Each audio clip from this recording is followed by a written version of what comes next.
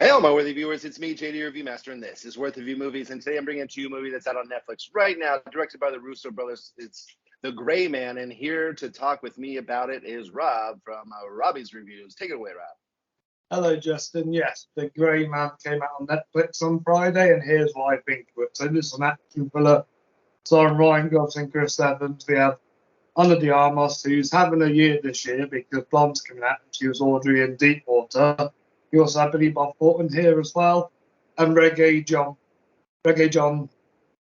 Page, who was quite big from Bridgerton a couple of years back. But yeah, they're all in the film. It's The Grey Man. This is a cat and mouse kind of story where Chris Evans is trying to take down Ryan Gosling, and Ryan Gosling's got to kind of beat him to survive. This movie focuses on a lot of action, not as much story. The story was whatever, but the action is what made this film. It wasn't Ryan Gosling's or Chris Evans' stole to shield. That went to Ana de Armas, completely stole the show in this movie. I thought her performance was great. The others were okay, they weren't their best, but this was all about the action. Granted, there were some scenes that did feel over the top, especially the plane scene. All the rest just made for a really entertaining movie. I thought this was a lot better than Ambulance, and I was kind of disappointed with that. But The Grey Man was what I expected to be, just this mindless action movie, and I'm going to give it a 4-star rating. What did you have to think about this one? Some of the stuff I agree with. When it first started, I was like, God, this is not really going anywhere. I don't really care about any of these characters. It is a cat and mouse game. Evans was used to be, a partner of Gosling's, and now he's put a bounty on his head and is kind of going this huge, sort of manhunt for this assassin. And I just was like, God, I'm over this. We've seen this so many times. But then there was the scene where they're in the plaza, the center there, and Gosling is handcuffed to the bench there.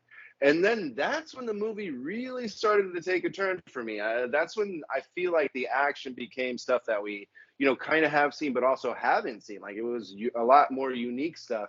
And I know you think that the airplane scene is ridiculous, but that is one of the best action scenes of the year. It was so well done. It was just a bit over the top.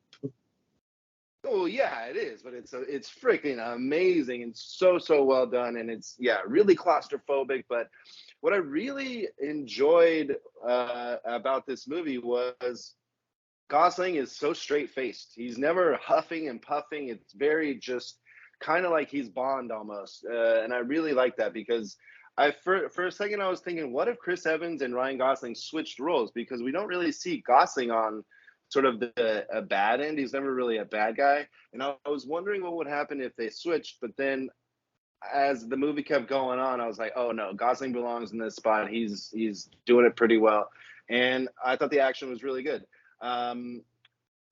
It is stuff that we've seen before. It's not going to be in my top of the list of 2022. What's that? It won't be in my bottom either.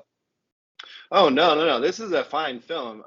It's just about 2 hours. I mean, you could do a lot worse, and I think it's it's a summer blockbuster action film. This is stuff that we want to see during the summer, and I think that it worked out that you can go see it in theaters or you can see it at home. Watching it on a nice size screen at home is just as good. I think you probably would get a lot more explosions in your ear, but Ana de Armas was fine. I think the star of the movie, in my opinion, is Ryan Gosling. I think he just really put on a pretty good performance. Yeah, and the rest of the characters, like, I didn't think Reggie Jean Pierre did, or Page did. He shouldn't have been in this movie. He was misplaced. He was very deadpan.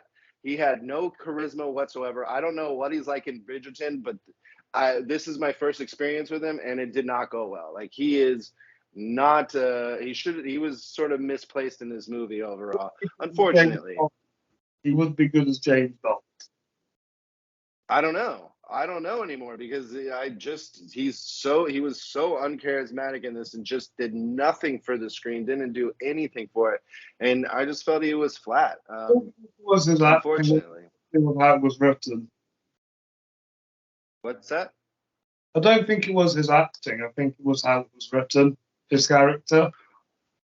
I don't know. If you're a good actor, you can take any role and like do something with it. I mean, even if it's the writing, like then have your character be something, like do something, have it have a quirk, have it be unique and interesting. It was so just flat and buttoned up, and it's like this is. Then you could have gotten anybody. You literally just could have gotten anybody, and it would have been just the same. But you're trying to get this star in here, and it just didn't work. Um, but this is a classic Russo brothers movie. You know, they didn't direct Extraction, but they wrote it, and it's similar vibes, right? They love working with their Marvel guys. But yeah, overall, I'm gonna give it a WTV for the action and for the fun that I had with it. It could be higher if it was that first 40 minutes did anything for me, but it didn't. But it's definitely worth the view, and it's on Netflix, so it's free for you. Any last thoughts about The Gray Man? Yes. I do think that if I do see a sequel, I want something more different out of it. I don't just want like loads of different agents after him. Yeah, it's like Extraction 2. They got an automatic sequel. It's like, well, let's have something that's going to give us some gravitas. I like the Extraction. It had some good action in it. Rotten Tomato score for this movie is 48%, but 91 audience score, and I think that's kind of how it is for us. Is the critics aren't really loving it, but the fans are having a good time because it's a solid action flick. All right. Well, where can they find you, Rob? So if you want to find more of me, check me out with Robbie's Reviews. Our most recent review today, we ranked the movies of the performances of Tom Cruise. So check that one out. Whoa. And you can check out our latest episode of the Fleming Film Show on my channel, where we talk about our top 5 favorite courtroom dramas. Well, courtroom movies. It doesn't have to be a drama. Yeah.